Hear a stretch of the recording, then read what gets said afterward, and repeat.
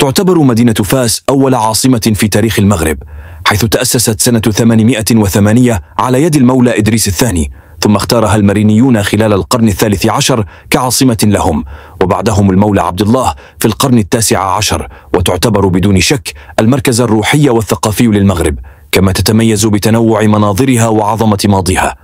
ويمكن تقسيم تاريخ فاس إلى 3 حقب: فاس البالي في عهد المولى إدريس الثاني في أوائل القرن التاسع، ثم فاس الجديد في القرن الثالث عشر، وأخيرا المدينة الحديثة منذ القرن التاسع عشر.